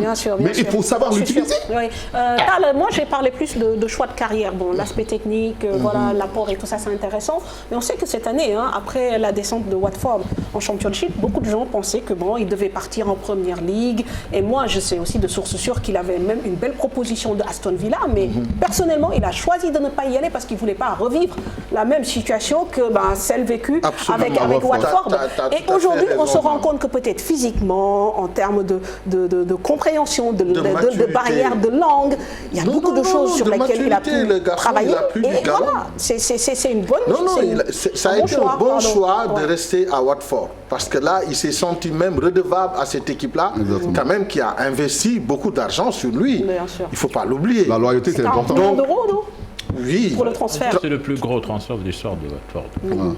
C'était ça, donc c'était 35 millions d'euros. Et 35 millions d'euros, lui, quand même, il devait porter l'équipe. Et donc, il s'est senti redevable en se disant... Sauf que Watford pouvait avoir beaucoup plus en le vendant. Mais bon, après, je pense que aussi le contexte Covid a joué. Oui, il n'y avait pas forcément de propositions. Même lui, il voulait s'imposer et justifier, comme on dit, entre guillemets, son transfert. Tout à fait. Parce qu'en restant à Watford, il prenait un risque. Soit il fallait faire remonter l'équipe de suite, ou il fallait encore rester à végéter en Championship. Et ce qu'il a fait, il l'a réussi de fort belle manière. Parce que quand tu mets 13 buts, 10 passes décisives, c'est que tu as porté l'équipe. Toi-même, c'est énorme. Pour un Africain où parfois on se dit, est-ce que le transfert en valait la peine de mettre autant d'argent? Mais aujourd'hui, ils se sont rendus compte quand même que c'était justifié. Alors Adama, très rapidement, moi, il y a un point aussi, par contre, c'est un point de critique à l'endroit d'Ismaïla Sarr, c'est quand même sa nervosité. Sur le terrain, il a tendance, entre guillemets, à parfois péter un câble. Oui, parfois, surtout quand il reçoit des coups, parce que vous le savez, Cher l'a dit tout à l'heure, c'est un joueur qui est très explosif et qui sont plus enclins à recevoir des coups de la part de l'adversaire. Et pour preuve, on a vu le penalty qui ressemble, soit dit en passant, beaucoup à celui non sifflé de Diomansy Kamara en 2006 contre l'Égypte. Voilà, c'est juste une parenthèse. Vous êtes allé loin dans la comparaison. Donc, je pense qu'effectivement, il gagnerait peut-être à se canaliser davantage de ce point de vue pour s'améliorer. Mais Tala l'a dit, effectivement, c'était un très bon choix de rester à Watford, de s'imposer là-bas. Et figurez-vous, la Championship, c'est un des championnats les plus pénibles d'Europe. Parce que 46 matchs pleins, 46 matchs. Oui, donc c'est très compliqué. Je pense qu'il a joué pas moins de 40 matchs en championnat. À un moment donné, il avait une petite blessure qui l'a un peu épargné du terrain. Donc grâce à lui, Watford réussit une très belle remontée automatiquement après la descente. Et là, je pense que ça doit être la consécration. Pour ce qui est de sa position en équipe nationale, bien sûr, on l'a vu par rapport si on fait une comparaison entre les matchs contre Eswatini et Congo et ce qui s'est passé, en tout cas mardi passé, samedi passé, il est très clair que c'est le facteur X de cette équipe nationale et que sa présence ou son absence ont forcément une influence positive ou négative, en tout cas au sein de cette équipe nationale-là. Alors donc, bonne continuation à lui alors, et on espère qu'il sera déterminant aussi pour remporter la prochaine CAN. Alors évidemment, on a parlé du match, il y a un débat technique sur le positionnement des joueurs, surtout au niveau du milieu de terrain. Je crois que c'est un éternel débat, mais bon, il y a quand même les à côté malheureusement de ce match aussi. Mais parce qu'on a de la qualité aussi. Oui, on a de la qualité. Bon, maintenant, il faut qu'on travaille. Tous les joueurs dont on dispose aujourd'hui peuvent être titulaires dans n'importe quelle équipe. Et le honnêtement. Et donc, il n'y a pas à se voiler la face en se disant quand même qu'il va falloir faire des choix forts et pouvoir les assumer après. Très bien. Alors, on n'a pas parlé du match de notre capitaine, bien on attend... Qui Kalidou Koulibaly alors, allons-y. Alors, la défense, oui, c'est vrai que c'est quand même... Non. C'était le talon d'Achille. On ne sait pas, parce que quand même, ça commence à quand même faire froid. Cette équipe du Sénégal encaisse beaucoup de buts sur les coups de pied arrêtés. Absolument. Et à chaque fois, il y a Kalidou Koulibaly dans l'axe. On ne sait pas si c'est lui le problème ou c'est une question de stratégie défensive. Mais si on fait des vidéos et on regarde l'équipe adverse, on doit savoir s'ils sont bons en jeu de tête ou pas. Et comment on doit se positionner par rapport à ça. On doit savoir que c'est moi qui dois défendre sur Pape parce qu'il est plus grand et il a une bonne détente verticale. Et donc, qui c'est qui doit défendre? Mais la vidéo, ça sert à ça. C'est la vidéo qui doit nous expliquer quels sont les géos. Alors, parlons de la défense alors, justement, parce que quand même, elle encaisse un but. Déjà, contre les Swatini, elle en avait pris un. Bon, c'est vrai qu'on a fait un clean sheet contre... le Congo-Brazza, mais il y a quand même des situations qui parfois effectivement sont assez délicates. Mais ça, la Zambie égalise si Alfred ne fait pas le gros arrêt juste après avoir encaissé le but. Mais parce qu'il y a un manque de concentration totale de temps en temps, en deuxième mi-temps. La plupart du temps dans nos matchs, en deuxième mi-temps, on sort complètement de nos matchs. Le problème qui se pose, c'est que... C'est une de concentration. Exactement, c'est manque de concentration. Il va falloir tout simplement qu'à la mi-temps, que les joueurs... Parce que la mi-temps, dans l'aspect du match, c'est le temps le plus dur. Parce que les joueurs, ils s'assoient, le temps de boire, après de rentrer encore sur le terrain. Mais il va falloir les alerter juste avant de rentrer. Que c'est ce moment-là, c'est le moment, les 15 premiers minutes, c'est le moment le plus propice du match. Il va falloir, c'est la tâche.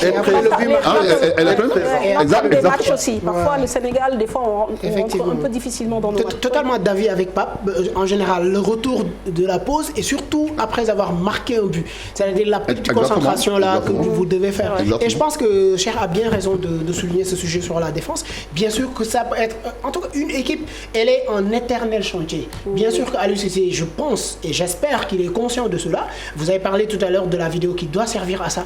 Et vous savez, tout ça, ça soulève justement, comme l'a dit tout à l'heure Tala, ça soulève la question justement de ce staff-là qui doit aider le sélectionneur sur ces points-là. Parce que chaque match, il se prépare. Et pour préparer un match, il faut un effectif, en tout cas bien étoffé, bien fourni et bien sûr composé de techniciens capables d'avoir une lecture comme celle qu'il vient de faire. Vous voyez ce que je veux dire?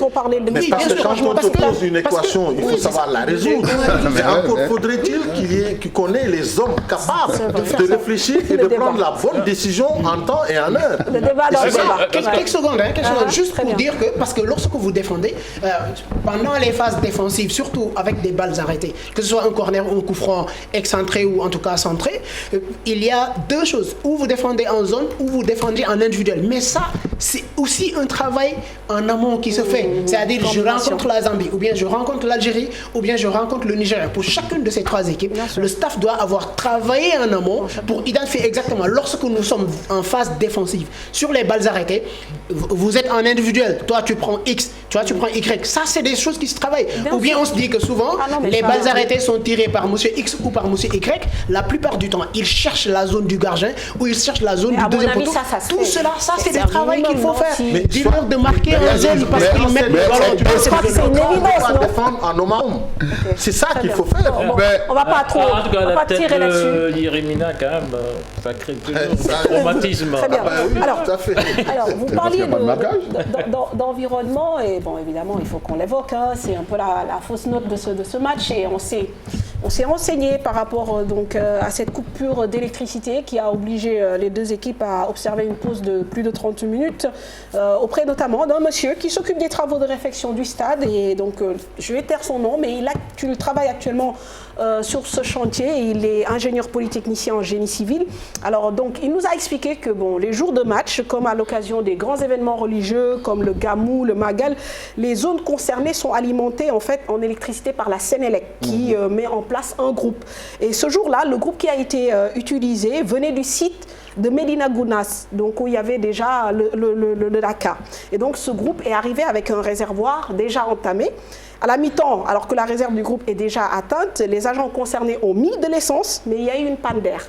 C'est comme quand vous mettez de l'essence dans votre voiture, le temps que ça remonte. Et il y a eu un deuxième facteur, ça c'était déjà le premier problème, il fallait que l'essence remonte pour que le groupe puisse démarrer. Et le deuxième problème, c'est que les projecteurs qui sont au niveau du stade Lat Dior datent des années 80, sont des halogènes. Et du coup, il leur faut du temps pour chauffer avant de pouvoir éclairer. Et tout ça explique en fait pourquoi la seconde période a démarré avec 13 minutes de retard. Pourquoi on n'a pas mis des ampoules de dernière génération? C'est surtout ça. En ce moment, vous savez, le stade Lat Dior est en réfection. Oui, justement. Oui. Mais aujourd'hui, vous l'avez dit. Les travaux sont à la charge de la Fédération sénégalaise de de l'argent qui est football. investi. On a financé des milliards pour la réfection. Pas de construction, mais réfection de ce stade. Et là, je viens de l'entendre comme ça à l'instant. Et le stade, jusqu'à présent, après les réceptions, n'a pas été réceptionné. Sur la première réfection, ça aussi, il faut le préciser. J'aime pas que les gens disent que nous ne faisons que critiquer. Non, mais c'est pour ça que j'ai tenu à aller à la source. Et ces informations-là m'ont été données par un monsieur qui travaille sur place. Mais moi, la question que je pose, c'est pourquoi on n'a pas joué à 17h? C'est ça, en semi-nocturne. Surtout quand c'est incroyable. Si on parle d'ampoules qui datent des années 80, ça veut dire que ces ampoules n'ont pas été concernées par le financement de la réfection. Est-ce qu'il y avait eu un cahier de charge? Est-ce que ces éléments-là étaient compris? Moi, franchement... Nous sommes en 2021 membres et là, on parle de gasoil, de lampe tempête et de... Non, mais là, vraiment... Bon. Ouais, mais quand même, il va falloir être patient. Bientôt, on va réceptionner notre bijou. Voilà, je ne peux pas dire. Il faut qu'on élimine. Je vais être indulgent. Je vais être indulgent par rapport à ces résultats. Mais du point de vue de la gestion des infrastructures... faire les choses. Évidemment, je ne cherche pas mais c'est pas un terrain, maman. Non, bien sûr. Lat Dior, il faut l'éliminer. Il faut le raser. Non, il faut arrêter avec Lat Dior. C'est pas un terrain de foot, même Sadio l'a dit. On va l'écouter les gamins, ils ont du mal. On va l'écouter Sadio sur la pelouse, parce que il y avait cette parenthèse, maintenant il y a eu la pelouse. Sadio, il nous en parle. Comme le Sénégal, non seulement je pense que le terrain est vraiment déplorable, et non seulement des joueurs de haut niveau, tu peux attendre. Premier mi-temps, après la mi-temps, il y a coupure de courant, je ne sais pas, c'est 20 minutes ou 30 minutes. Et je pense que ça, c'est pas normal. Il faut qu'on essaye de faire mieux si on veut atteindre certain niveau. Et je pense qu'aujourd'hui, c'est le cas. En premier mi-temps, on a bien joué, mais après, 11 jours, c'est compréhensible. Après 15 minutes, c'est compréhensible. Mais quand tu attends 30 voire 35 minutes, c'est pas normal. Et je pense qu'en deuxième mi-temps, ça nous a un peu fragilisé. Voilà, donc, Sadio Mané, quand même, qui, je trouve, depuis quelque temps, prend de plus en plus ses responsabilités pour parler de certaines carences.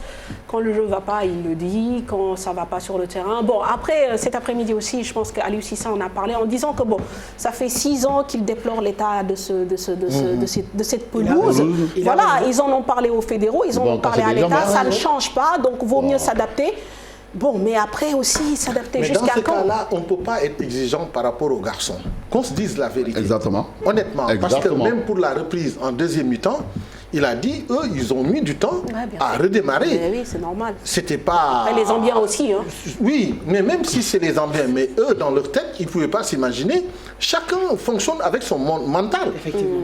Et quand tu es chez toi, tu reçois à domicile un match international diffusé à travers le monde. Et tu viens, l'équipe de Sadio Mané, l'équipe de Idrissa Gana Gueye, qui est regardée de partout, on te dit, il y a eu des problèmes d'électricité, ça n'a pas marché, il y a eu des petits couacs. Mais ça aussi, c'est quand même quelque chose. Première nation l'image du pays. C'est ça, non? C'est la première nation. Mais là, on parlait de Sadio Mané, quand même. Est-ce que quelque part, il ne fait pas ressortir en mal-être quand même, ces derniers mois, on voit beaucoup respecter quand même mais en équipe nationale. À son statut, aujourd'hui, il se doit de prendre ses responsabilités. Quand même, dans chaque équipe, cher. Même s'il n'est pas le capitaine. Mais quand même, Sadio, c'est Sadio Mané. Quand même, c'est ce qu'on a de mieux aujourd'hui dans notre football. C'est pas pour rien qu'il a été Ballon d'Or. Oui, mais il n'était pas comme ça. C'était un spécialiste de la langue de bois. Il a pris du volume. C'est normal. Tout à fait. Il prend des galons et c'est normal qu'il assume son rôle aussi. On ne peut pas parler de star dans cette équipe-là et dire que c'est Pape Matar Sarr ou non, c'est Sadio Mané. Aujourd'hui, il endosse son statut et il l'assume. Et quand il en parle, c'est comme quand Ousseynou Diouf parlait du stade Léopold Senghor par rapport au vestiaire à l'époque. Et c'est aujourd'hui ce cas qui se reproduit par rapport à l'état du terrain. J'ai discuté avec un monsieur qui a beaucoup côtoyé cette génération de 2002. Il m'a dit que si c'était eux, ils n'allaient pas accepter de jouer sur cette pelouse de Lat Dior. Tu l'as vu la pelouse. Et les autorités allaient se débrouiller quand même pour trouver ça. Bon, c'est pas les mêmes caractères, les mêmes personnalités, mais aujourd'hui. Mais ils ont accepté depuis 6 ans quand même. Et certainement aussi pour ne pas se faire tomber dessus par le public, par les supporters. Oui, parce qu'on va nous dire, ouais, on est en Afrique. Mais après, il ne faut pas être exigeant. Aujourd'hui, on ne peut pas leur dire, vous devez produire du beau jeu par rapport à la pelouse. Sur ce point, on leur dit tout le temps. Or, il n'y a pas les infrastructures qu'il faut. Je pense que ce que Tala vient de dire, en tout cas l'image qui cristallise cela, c'est ce ballon qui se perd entre les jambes de Abdou Diallo. Et donc ça résume justement ce problème-là. Mais pour revenir à ce problème de la coupure, je pense que on a eu à discuter de ça entre confrères, etc. Il y a certains qui pensent que c'était inévitable. Mais moi, mon intime conviction est que c'est quelque chose qui est anormal à ce niveau. Pourquoi? Parce que déjà, par rapport à l'enquête que Mme Fatou a faite de manière personnelle, elle nous parle d'un groupe électrogène qui serait ramené du Dakar. Déjà, c'est là où se trouve la première erreur. Vous ne pouvez pas ramener un groupe électrogène. Après, c'est la responsabilité de la Sénélec. Justement, elle va mener une enquête interne. Elle a ouvert une enquête. Donc, de ce point de vue, ça, c'est anormal. Et le deuxième point, déjà, vous parlez de la responsabilité qu'a prise Sadio Mané en montant au créneau, justement, pour taper sur la table. Et effectivement, et dites-vous que ce n'est même pas la première fois. Et ce n'est pas la première fois qu'un joueur de l'équipe nationale de cette génération-là, rue dans les brancards, Younous Sangaré l'avait fait en septembre 2017, justement, lors d'un match contre le Burkina Faso. Je ne sais pas si c'est la raison ou pas, mais depuis lors, il n'a plus été rappelé. Je ne fais pas le corollaire, je fais juste un rappel. On ne sait pas pourquoi il n'a jamais été. Donc, ce qui veut dire qu'aujourd'hui, les joueurs de l'équipe nationale, autant nous sommes très exigeants avec le sélectionneur et avec les joueurs, parce qu'on dit il n'y a pas de jeu, il n'y a pas de jeu, il n'y a pas de jeu.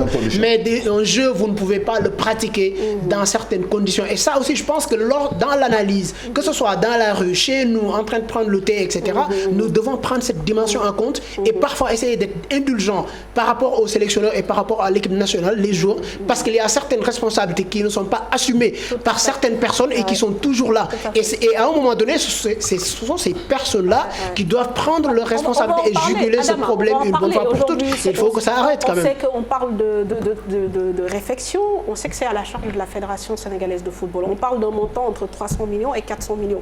Ok, c'est à la charge de la Fédération sénégalaise de football qui investit de l'argent, qui met pour réfectionner un stade pour que ce soit homologué. Sinon, on va ruer au brancard. Mais aujourd'hui, le ministère des Sports, qu'est-ce qu'il va faire? Est-ce qu'il va rembourser cet argent? Est-ce qu'il va déjà assez dépensé pour le stade Lat Dior? Vous savez. Exactement. Donc aujourd'hui, c'est vrai que vous avez raison sur ce point-là aussi. Il ne faut pas que tout le monde se cache derrière son petit entre guillemets chapelet pour ne pas communiquer sur des questions aussi importantes. Mais non, dans la vie, il faut savoir situer les responsabilités, que chacun s'assume, qu'on sache exactement qu'est-ce qu'on veut de notre football aussi. Et qui fait quoi? Et qui fait quoi? Et qui a la charge de quoi? Aujourd'hui, on sait qu'au ministère du Sport, il y a le département des infrastructures. Ok, on te dit à la Fédé que c'est à la charge du ministère de gérer les infrastructures. Mais si aujourd'hui, la Fédération a les moyens de pouvoir reprendre certains domaines du stade, mais il faut le faire de la manière la plus rapide. Et une fois, moi, j'en ai discuté avec un vice-président de la fédération, je ne citerai pas son nom, en lui demandant est-ce qu'on ne peut pas décaper la pelouse. Aujourd'hui, à moins de 2 semaines, on te refait une pelouse toute neuve. Maintenant, ça dépend. Est-ce qu'on a la volonté de pouvoir faire ça? Est-ce qu'on veut vraiment dépenser de l'argent? Parce qu'au football, quoi qu'on puisse dire, ça se pratique sur un terrain. Le spectacle, c'est sur le terrain que ça se passe. Le joueur, il faut le mettre dans de bonnes conditions pour pouvoir faire une bonne passe, un bon contrôle, une bonne course. On a vu Ismaïla Sarr se blesser ici à Thiès. Même Charlotte. Donc, on en a souvent. Et aujourd'hui, on a un problème. Il faut le poser, essayer de trouver des solutions. Et le plus rapidement. Et ne pas Sachant que septembre, c'est dans 2 mois. Oui, et il faut qu'on se dire que les gens ruent dans les brancards, non, loin de là. On a envie de voir du beau spectacle. On a des joueurs de qualité. Non, mais on était tous tristes à la limite de voir cette coupure de courant parce qu'on s'est dit, oulala, on va être obligé d'en parler. Ils vont dire qu'on est en train de critiquer. Et pourtant, non, mais c'est dommage. On a un panel où il y a Mam et Adama là. Mais on s'est foutu de notre truc sur le panel là. Qu'est-ce que vous allez dire? Parce qu'effectivement, les gars, ils nous ont balancé. Je sais pas, on a fait effectivement de l'autoflagellation. Moi-même, je m'en suis moqué parce que effectivement, c'est quelque chose qui est entre guillemets très moquable. Vous savez, moi, je veux dire une chose très rapidement. On va terminer à ce sujet-là. Oui. Il est temps que les gens comprennent que il y a des choses. Chacun doit faire ce qu'il a à faire, ce pourquoi il est payé. Vous voyez ce que je veux dire? Donc, il est hors de question que les choses continuent comme ça. Depuis combien d'années? Le stade Léopold Sédar Senghor, personne n'en parle. Personne n'en parle plus. Motus et bouche cousue. Tout va bien. Le stade, il est là. Et pire. Combien de fois, je ne sais plus quel journaliste, il a fait une enquête pour voir combien de réflexions ont été exécutées entre le stade Demba Diop, le stade de Léopold Sédar Senghor et en tout cas le stade de Thiès, Lat Dior. Combien de marchés ont été gagnés, combien d'argent a été réfectionné et à chaque fois, c'est une sorte de spirale, on tourne en rond, on réfectionne 2 ans après, quelqu'un d'autre gagne encore le marché, de l'argent a été injecté, 2 ans après, le stade est détruit, on finance encore. Mais jusqu'à quand? Arrêter. Alors, très rapidement, on va regarder, parce qu'on a vraiment d'autres éléments qu'il faut regarder très rapidement, notamment ce qui se fait un peu sur le continent dans cette fenêtre FIFA avec les Fennecs, qui ont enchaîné une 26e rencontre sans défaite. Ils égalent le record d'invincibilité de la Côte d'Ivoire sur le continent. L'Algérie a d'abord battu la Mauritanie sur le score de 4-1 et puis s'est imposé contre le Mali 1-0. Et puis les Super Eagles, c'est les Lions indomptables qui vont se retrouver ce mardi alors que leur première rencontre, lors de cette première rencontre, le Cameroun s'est imposé sur le score d'1-0. Les éléphants ont battu les étalons 2-1 et le Togo, avec son nouveau sélectionneur, a battu la Guinée 2-0. Le round-up avec Pafara Ning. L'Algérie, championne d'Afrique en titre, continue de se montrer intraitable face à ses adversaires, vainqueurs de la Mauritanie 4-1, puis du Mali 1-0 en match amicaux. Les hommes de Djamel Belmadi, il s'agit entre autres de Cameroun-Nigeria, Maroc, Ghana et Sénégal-Cap-Vert ce mardi. Tunisie-Algérie ce vendredi et Ghana-Côte d'Ivoire et Maroc-Burkina Faso samedi prochain. Ça a été rapide. On va parler aussi du décalage de la date du tirage au sort, qui était prévu ce 25 juin, mais finalement qui a été reporté à une date ultérieure. On parle donc de la pandémie de coronavirus qui touche le Cameroun, qui était prévu pour, bien sûr, c'est normal, accueillir ce tirage au sort, et donc la CAF qui accepte de décaler la date de ce tirage au sort. Bon, c'est vrai qu'on se pose quand même des questions, parce que le Cameroun a accueilli le CHAN. Franchement. En pleine période de pandémie, avec des stades ouverts, et puis bon, là on dit qu'on décale. Il n'y a pas besoin d'inviter des gens pour tirage au sort. Je pense que des raisons entre guillemets politiques sont avancées, parce que vous savez, il y a actuellement un point hyper sensible au sein de la CAF, à savoir la situation pour le match en ce qui concerne le Bénin et la Sierra Leone. Aujourd'hui, la CAF, il faut le dire, a prêté le flanc pendant cet événement-là dû au Covid-19, avec les Sierra Leone qui voulaient que 5 parmi les joueurs du Bénin ne jouent pas ce match-là, Ontunji entre autres. Donc cette situation-là, la CAF a laissé traîner cela aujourd'hui. Elle n'est presque plus capable de gérer le problème. Le match a été reprogrammé, mais aujourd'hui, le stade de Freetown, autant pour moi, oui, de Freetown, effectivement, n'est pas praticable, il n'est pas homologué non plus. Donc aujourd'hui, il n'y a ni date, ni terrain sur lequel la CAF va programmer ce match-là. Donc, ils sont, à mon sens, en train d'essayer de voir politiquement par quel subterfuge ils peuvent passer pour essayer de... Parce que déjà, les éliminatoires ont été annulés, décalés jusqu'en septembre. Donc tout cela, c'est un arsenal de techniques et d'astuces qu'ils utilisent pour essayer de gagner du temps. L'UEFA a effectué le tirage au sort de l'Euro alors que les barrages n'étaient même pas encore joués. C'est ce que je vous dis. C'est pour des raisons politiques. Alors, Sabali, il en parlait tout de suite, Chertine Diao, pour boucler sur cet aspect foot, actualité, qui s'engage donc avec le Betis. C'était dans les tuyaux depuis quelques jours et il vient de paraffer un contrat de 5 ans avec le club espagnol. Il jouera à l'Europa League sous les ordres de Manuel Pellegrini et donc Youssouf Sabali qui quitte enfin Bordeaux. Un club dans lequel il a passé 5 ans et il est âgé de 28 ans là. Partir, de même que Kalidou Koulibaly aussi, on lui souhaite ardemment de quitter Naples et de chercher autre chose. Tout à fait. Parce qu'avec vraiment sa dimension, il a le droit d'aspirer à autre chose, quoi. Et je pense que c'était aussi l'ambition de Sabali de partir de Bordeaux et c'est pourquoi il n'a pas re-signé pour prolonger le bail. C'est très très dur de rester dans un club pendant longtemps comme ça. 5 ans. Parce que quand la routine est s'installe comme ça, c'est pas bon. Une très bonne chose. Parce qu'en fait, il part dans une équipe où le défenseur à ce poste-là, arrière gauche ou droit Emerson, a signé au Barça. C'est une place de libéré. On espère que quand il ira là-bas, il va jouer justement à droite. Et voilà. Et on espère aussi qu'il sera titulaire dans cette équipe-là. C'est un bon joueur, effectivement. Et très discipliné aussi. Et puis avec la saison qu'il a fait cette saison, avec les Girondins de Bordeaux aussi, voilà. Bon, la fin de saison. Un peu dur, on va dire que c'est la fin de saison, il a vu la lumière. La première partie, c'était très compliqué. Exactement. Alors, on va parler de Ligue 1. Je ne sais pas si Vieux va me laisser faire ça. Avec donc le résumé déjà de la première partie de championnat. Quand je parle de première partie, c'est évidemment avec les équipes de tête, dont Génération Foot. Je pense que vous êtes la seule équipe à avoir gagné ce week-end devant le Snaps 3-0. Donc, Tenguet FC. Prodige qui a brillé. Et Boussané. TFC est tenu en échec par Djambar, un partout, et l'AS Pikine qui fait match nul 0-0 devant le Casa Sport. Mamadou Ndiaye.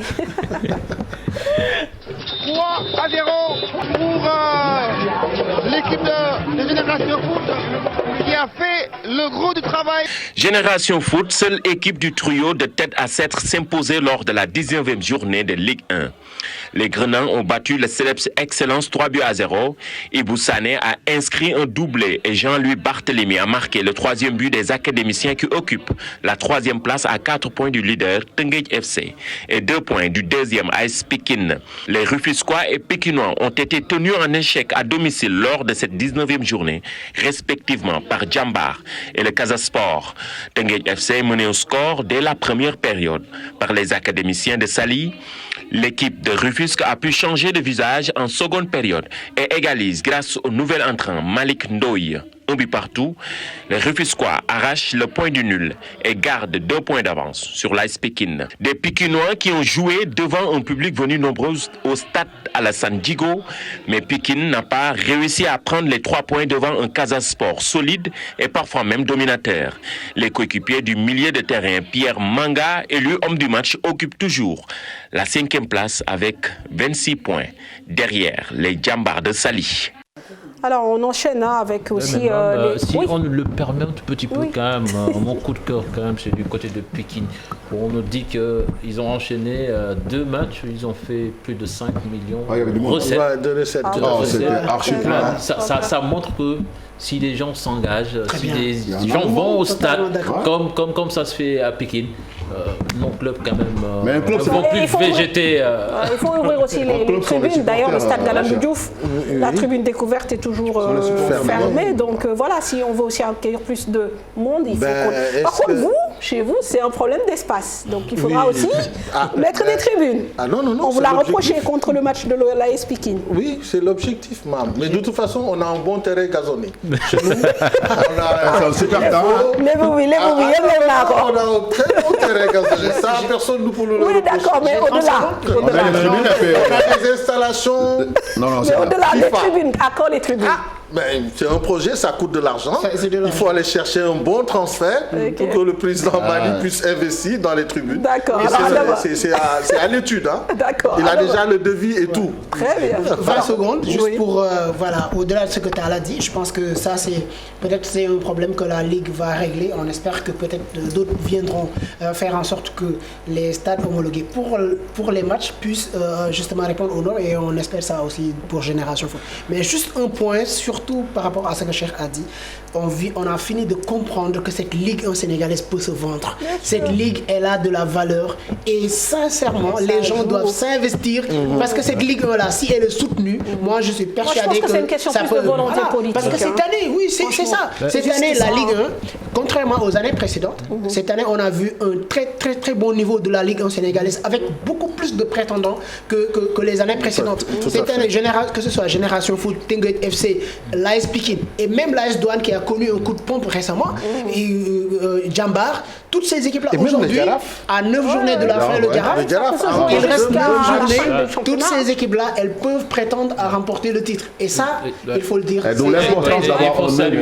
Il faut saluer quand même le travail des DCM sur les réseaux sociaux, notamment sur Twitter. Tout à fait. Je pense que ils sont tous présents d'ailleurs là-bas, pratiquement à nos 14 clubs. Très bien, on va parler des mal classés rapidement, parce qu'il y a Nyari Tali qui enchaîne une deuxième victoire contre le Stade de Mbour, et les Goréens qui renouent avec la victoire devant Mbour-Petite-Côte. Et donc, après 2 défaites consécutives, les Diarafois également s'imposent devant les Lougatois de Niambour. Mamadou Ndiaye. 19e journée est aussi marquée par la victoire des mal classés. NGB Nyari Tali, 13e, a réussi la performance d'aller s'imposer à Mbour devant les stadistes 1-0. L'US Gorée, de son côté, a remporté son duel avec une autre formation du bas du tableau, Mbour-Petite-Côte, 2-0. NGB et US Gorée restent toujours à leur place avec le même nombre de points, mais réduisent l'écart face à Mbour-Petite-Côte, 12e avec seulement 18 points. Dans le match entre 2 vaincus de la précédente journée, le Jaraaf est allé battre le Ndiambour de Louga 1-0. Les Verts et Blancs occupent la 7e place avec 25 points. Voilà, merci Mamadou Ndiaye. Alors, je vais terminer par les petites catégories, c'est important, hein, la jeunesse. Donc, la semaine dernière, je vous parlais du tournoi de la fraternité organisé par des éducateurs des écoles de la commune de Dieuppeul et parrainé par le directeur général du port autonome de Dakar. Un tournoi avec 8 équipes, 120 participants, remporté par Flash Sportif de Castor devant Diabot de Derklé. Alors, on le sait, hein, le directeur général du port est natif de la commune de Dieuppeul. Et pour lui, il considère que ce sont des jeunes qu'il faut supporter, encadrer, et à travers le sport qui transmet des valeurs indispensables même dans la vie d'adulte et dans les entreprises.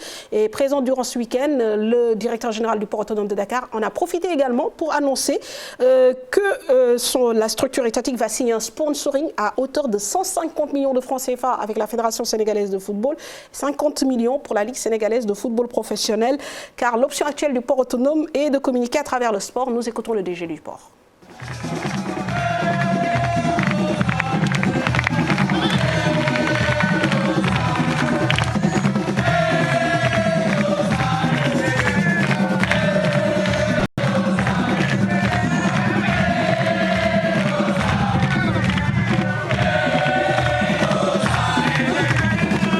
Ça fait 3 ans et demi que je suis au port et ça a été très clair dès que j'ai pris fonction en septembre 2017.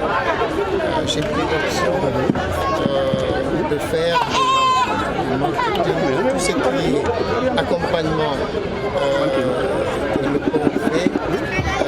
On a pris l'option d'accompagner le sport d'une manière générale. C'est ça que nous allons signer sous peu avec la Ligue Pro et aussi avec la Fédération. C'est important et ça va avec féliciter d'abord Pape Mambi pour cette belle initiative et rendre hommage à tous ces coachs, les 8 coachs des 8 écoles de football qui se réunissent aujourd'hui dans le cadre d'un tournoi de la fraternité et qui méritent l'accompagnement de toutes les autorités de ce pays. Et c'est pour ça que j'étais très satisfait d'être engagé et d'être parrain de ce tournoi qui doit être dans la vie de la commune. Nous avons fait une option pour la petite catégorie dans le sport et dans l'éducation. Je rends encore hommage à ces coachs de ces écoles de football. Tous les jours, accompagnent les enfants, leur inculquent des valeurs de sport. Voilà, donc toutes nos excuses par rapport à la qualité sonore de cet élément. Alors, Adamo, vous connaissez le Oui, Pape Mambi est un ami à qui j'adresse mes félicitations, Pape Mambi Keïta et son petit frère El Hadj Raousou Keïta, qui sont derrière ce projet-là du tournoi de la fraternité. Je pense que c'est de très belles initiatives et vivement en tout cas la deuxième édition. Très bien, alors on a une info. C'est un quartier où c'est un vivier du football sénégalais quand même. Derklé. Derklé, Castor. Walidan. Oui, Walidan et Derklé. Derklé de Castor. Derklé, c'était les grands bots, les Dibingaï. Il y en a eu des derbys qui se sont déroulés là-bas dans ce quartier. Et chaud. Et ils en ont sorti quand même de très grands joueurs. Mais l'avenir du football sénégalais, il est là. C'est ça, justement. C'est parce qu'on manque d'espace. J'aimerais, d'ailleurs, les écoles, les éducateurs, ils en parlent, ils disent que c'est les gens dont on parle le moins, en fait, qui sont moins mis en avant, même au niveau des médias, alors qu'ils jouent un rôle crucial déjà dans l'éducation des enfants, au-delà de la formation, quoi, du côté football, surtout parler les enfants. Voilà, c'est eux qui rectifient. Ils font du parce qu'il y en a qui demandent même à leurs garçons, quand ils n'ont pas de bons résultats, de ne pas venir s'entraîner. Bien sûr. Et donc, ça rentre dans l'éducation. Il y a les études qui passent avant. Ils en ont la responsabilité.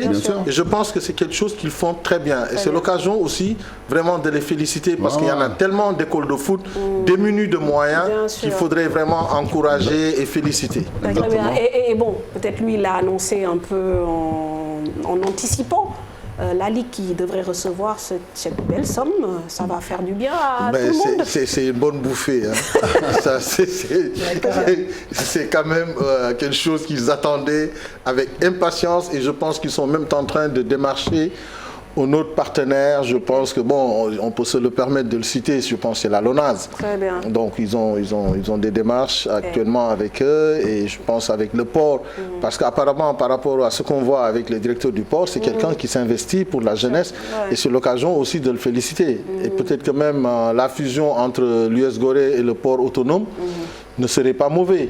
Apparemment, parmi les projets, il y a aussi la réfection du terrain de Castor qui est fermé depuis 3 ans et qui devrait leur permettre justement d'accueillir toutes ces écoles, tous ces jeunes, parce que là, ils ont été obligés de se délocaliser, d'aller sur un autre complexe.